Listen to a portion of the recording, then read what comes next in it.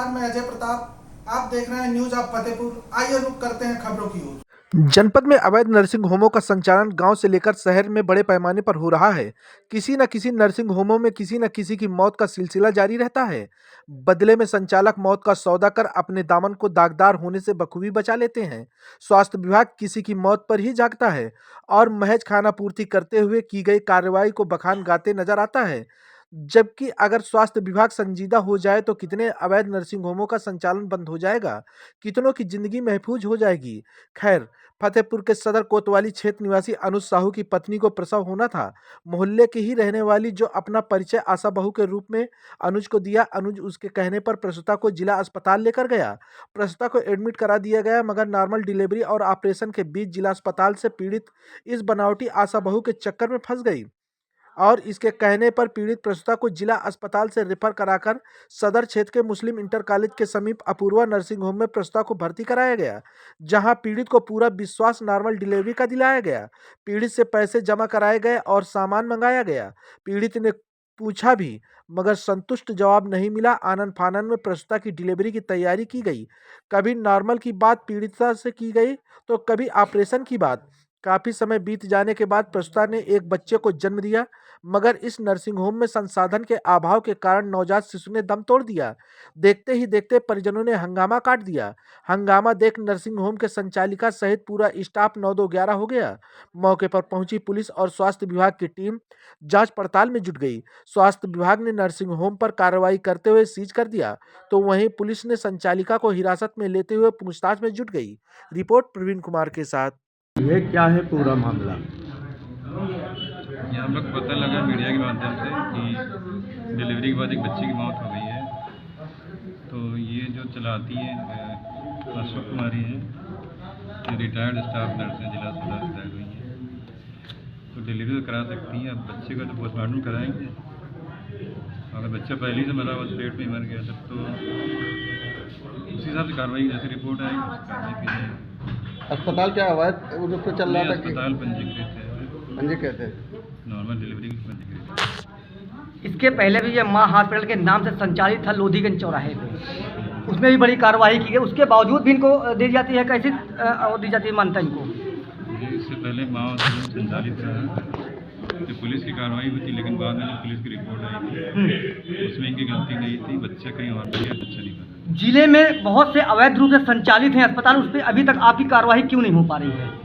कार्रवाई लगातार हो रही है। हम लोग इनको हवाई कार्रवाई हो रही है, ये कार्य हो रही है। गलत बात मत बोलिए, हवाई कार्रवाई नहीं हो रही है। लगभग 20 नर्सिंग होम की और जो भी ऐसी शिकायत मिलती है उस कार्रवाई की जाती है। अभी जिले में कार्रवाई होगी। अभी भी जिले में कितने अवैध नर्सिंग होम चल रहे हैं और मौत बराबर किसी न किसी नर्सिंग होम में होती रही है? इस पर क्या कार्रवाई आपके द्वारा की जा रही है? किस तरह कार्रवाई की जा रही है? कार्रवाई हमेशा होती है। जिले में जो भी नर्सिंग होम है पंजीकृत है। अगर जहाँ भी सूचना मिलती है मुझे पंजीकृत नहीं है तो उसके खिलाफ कार्रवाई होती है। सभी मानक में चल रहे हैं सारे अस्पताल जितने चल रहे हैं फतेहपुर में इस समय मानक।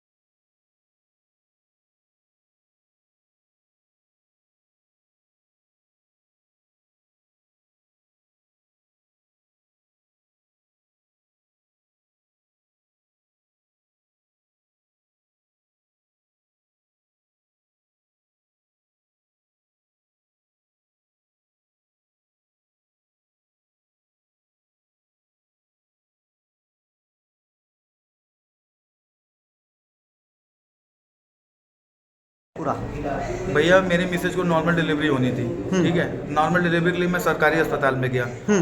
सरकारी अस्पताल अपनी मर्जी से नहीं गया। आशा बहू जो भी पीएम मोदी जी का जो भी है, आशा बहू की सुख सुविधा से मैं आशा बहू को मतलब औरत को बुला के मैं वहाँ पे गया, ठीक। इन्होंने क्या बोला कि अब नॉर्मल मतलब वहाँ पे हम रात भर रहे। सुबह हम लोग आए तो इनसे हम पूछे थे कि मैडम जी अगर नॉर्मल नहीं हो रहा है तो कोई अगर प्राइवेट अस्पताल हो तो हमको बताइए, नहीं तो हम अपने वाले अस्पताल लेके चले। तो बोलती है कि नहीं नहीं, एक अस्पताल मेरे जान पहचान का है, वहाँ पे आराम से नॉर्मल हो जाएगा, ठीक है। उसके बाद मैं इनकी मर्जी से मैं इस अपूर्वा हॉस्पिटल पे आया हूँ, MIC के सामने, ठीक है। यहाँ पे आया तो कोई व्यवस्था नहीं थी, ऑपरेशन यहाँ होता नहीं है, डिलीवरी के चांस थे, ठीक है। उसके बाद इन्होंने क्या किया, ऑपरेशन बोलते हैं हमारे यहाँ ऑपरेशन नहीं होता, ऑपरेशन होता है कहीं और, मतलब तीसरी जगह पे होता है। आप रिक्शा बुलवाइए, मैंने रिक्शा बुलवाया, फिर बोलती है रिक्शा भेज दीजिए, नॉर्मल डिलीवरी हो गई है, हो रही है, हम नॉर्मल करवा देंगे, ठीक। उसके बाद जब नॉर्मल डिलीवरी इन्होंने करवाया तो उसमें भी इन्होंने फाड़ के ही करवाया, बिल्कुल ऑपरेशन की जैसे, क्योंकि अगर ऑपरेशन नहीं हुआ होता तो फिर इनके टाँके क्यों लगते। फाड़ने के बाद इन्होंने फिर टाँके बांध दिए उसमें, इसकी वजह से मेरे बच्चे की जान चली गई है। कितना पैसा इन्होंने सबसे पहले मुझसे 500 रुपये लिया, उसके बाद फिर मुझसे 3500 रुपये लिया। उसके बाद इन्होंने बोला 2 पैकेट निरमा, एक घड़ी साबुन, एक नहाने का साबुन, आप फटाफट लेके आओ।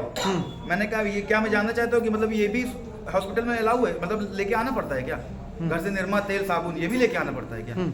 ये लोग मुझसे मंगवाए 2 पैकेट निरमा, 1-1 किलो के 2 पैकेट, आधा किलो के 2 पैकेट निरमा लेके। आशा बहू कहाँ की रहने वाली हैं? ये आशा बहू, पहली बात तो ये आशा बहू है नहीं, इन्होंने केवल आशा बहू का केवल एक आड़ लिया कि मैं आशा बहू हूँ। अगर मैं इनसे मिला हूँ तो केवल एक आशा बहू के थ्रू के नाम भी पे, ठीक है। लेकिन ये अब बोल रही है, इनके बयान पे ये बोल रही है मैं आशा बहू नहीं हूँ। कहाँ के रहने वाले आप हैं? मैं राधानगर चौराहे का हूँ, ये खंबापुर की रहने वाली। क्या नाम है आपका? मेरा नाम अनुज कुमार साहू है, इनका नाम मैं नहीं जानता।